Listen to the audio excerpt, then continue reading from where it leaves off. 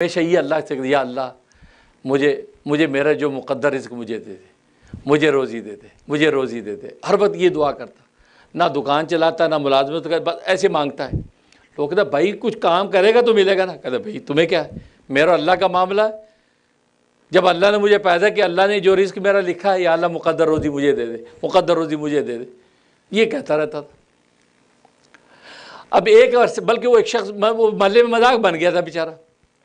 ایک دن گھر میں بیٹھا تھا تو ایک کسی گائے چھوٹی دوڑتی اس کے گھر میں گھس گئی۔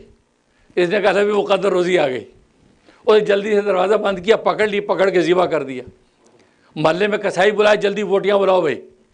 اب وہ مالک کسائی ڈھونڈتا پھر رہا، گائے کہاں چلی گئی بھائی؟ پتہ چلے یہاں گائے ذبح کر کے بیٹھا ہے اور بھون کے کباب کھا رہا ہے۔ وہ کسائی اندر گھسا، تیری میری گائے ذبح کر دی تو نے، جو گالیاں سلواتیں، کوٹنا شروع کر دیا درویش کو۔ درویش کہا بھائی کیوں کوٹتا ہے؟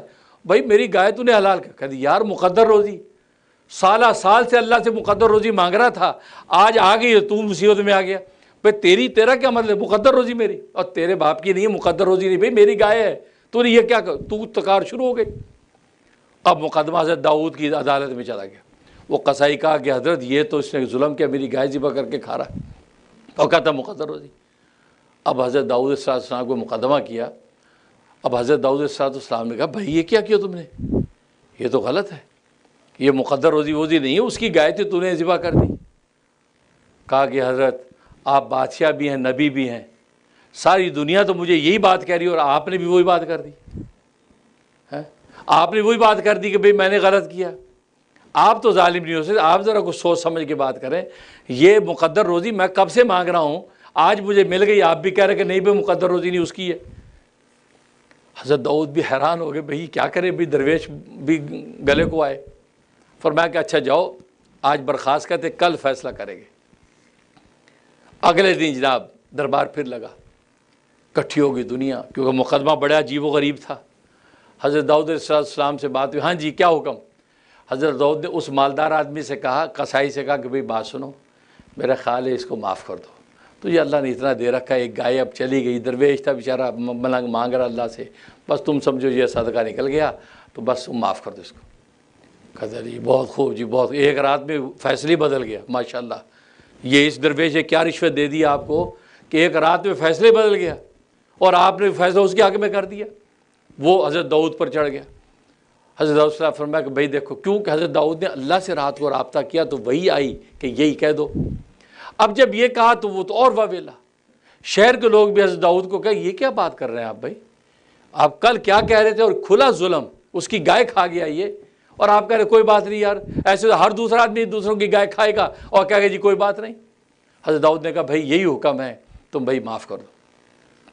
تو وہ کہا کہ نہیں جی نہیں، اسے بڑا تو کیا۔ حضرت فرمایا آج کی مجھے برخاست ہوتی ہے، کل بات کریں گے۔ اللہ سے رجوع کیا کہ رب ذوالجلال یہ معاملہ ہے۔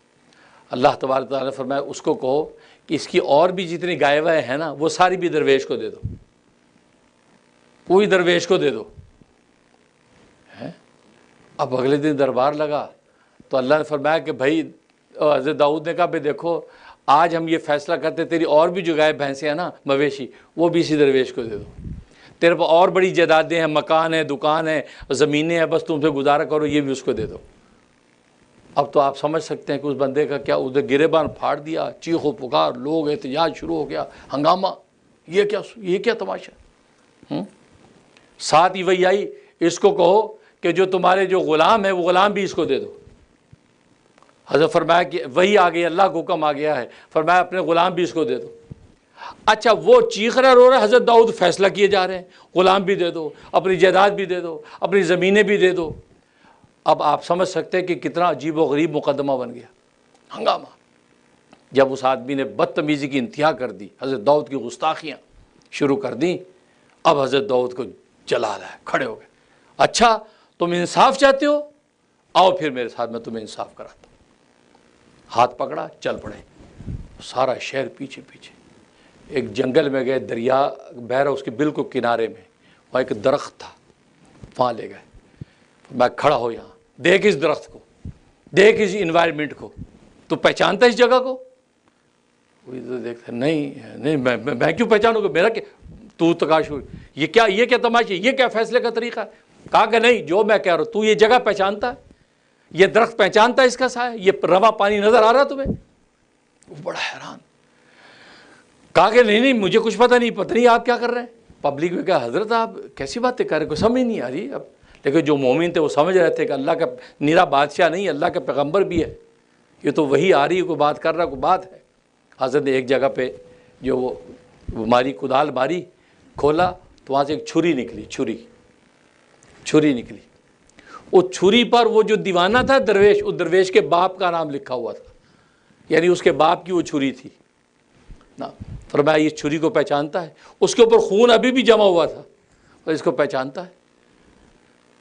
اب ذرا تھوڑا گڑبڑایا، انکار کیا کہ نہیں میں اللہ کی وحی سے بول رہا ہوں، اب تو انکار نہیں کر سکتے، چھری کو پہچانتا ہے، یہ وہی چھری ہے جو تیرے آقا کی چھری ہے، تو اس درویش کے باپ کا غلام تھا، اور تو اس کا غلام تھا، اس درخت کے نیچے وہ تیرا آقا لیٹا اور سویا تھا، تو نے اس کی چھری اس کے سامان سے نکال کے اس کا گلا کاٹا تھا، تو نے یہیں پہ اس کو دفن کیا تھا، اور اس کا مال و متاع لے کے چلا گیا تھا۔ یہ یتیم بچہ تھا درویش تیرے گھر میں، لیکن تو نے اس کو ٹھڈے مار کے گھر سے نکال دیا تھا، تو نے اس کے باپ کی پوری جائیداد زمین ترکے پر قبضہ کر لیا تھا۔ یہ یتیم بیچارہ، اس کے مقدر میں تو روزی تھی، اسی مقدر کو خدا سے مانگتا رہا، یا اللہ میری مقدر روزی مجھے دے دے۔ اس یتیم کو تو پتہ بھی نہیں کہ میری باپ کی کتنی جائیدادیں تھیں، یہ دھکے کھاتے کھاتے آج اس عمر کو پہنچا، لیکن تو نے ظلم کی جب انتہا کر دی، اسی کے گھر میں اللہ نے اسی کے مال میں سے ایک گائے بھیج دی، تو نے اس پہ جب صبر نہیں کیا، اللہ تبارک و تعالیٰ کے بھی صبر ٹوٹ گیا، آج اسے سارا کا سارا عدل کا فیصلہ کر دیا۔ اور درویش سے کہا ادھر آؤ، یہ لو چھری، اور اپنے باپ کے قاتل کا قصاص لے لو، اس کی گردن کاٹ دو۔ اس ان کے سامنے اس کی گردن کاٹ دی، باپ کا قصاص دلوایا، اور جتنی جائیداد و زمین مال تھے سارے کے سارے اللہ تبارک و تعالیٰ درویش کو عطا کر دی۔ یہ ہے وہ مقدر روزی۔ مقدر روزی کہیں نہیں جاتی، یہ تو ہماری ترتیب ہے، ہمیں نوکریاں کرنی ہیں۔ اگر آپ اللہ کو آزمانا چاہتے اور آزمانا نہیں اللہ کو کبھی، لیکن کبھی آزمانے کی کوشش بھی کوئی کرتا ہے تو اللہ پوری آزمائش پہ اترتا ہے، اس کو واقعی ایسی جگہ سے کھلاتا ہے، ایسی جگہ سے پلاتا ہے کہ وہ تصور نہیں کر سکتا۔ اس درویش کا واقعہ حدیث میں جو میں نے سنایا کہ وہ مقدر روزی مانگ رہا ہے، کر کچھ نہیں رہا، خدا نے اس کی مقدر روزی کیسے دی، اس کو کیسے دی؟ تو اس لیے لکھا ہے کہ اگر تمہارا کوئی نقصان ہو جائے، تمہاری کوئی چیز چھین لے، اگر کوشش اگر افورڈ کر سکو، یار چلو میں نے معاف کیا، کیوں کہ پتہ نہیں اگر اللہ سے زیادہ تم عدل مانگو گے، پتہ نہیں کیا نکلے گا، پتہ نہیں کیا نکلے گا، ہمارا کون سا ظلم کہاں پر ظاہر ہو جائے۔ اس لیے فرمایا کہ کوئی بات نہیں کہ لے گا تو چلو یار معاف کرتے ہیں، چلو یار دفع کرو، اللہ اس میں برکت ڈال دے۔ تو اس انداز سے فائدہ کیا ہوگا؟ آپ کے اوپر ستاری کا پردہ پڑا رہے گا، اور اللہ تبارک و تعالیٰ کی رسوائی نہیں، اور دنیا میں بھی انسان ذلیل نہیں ہوگا۔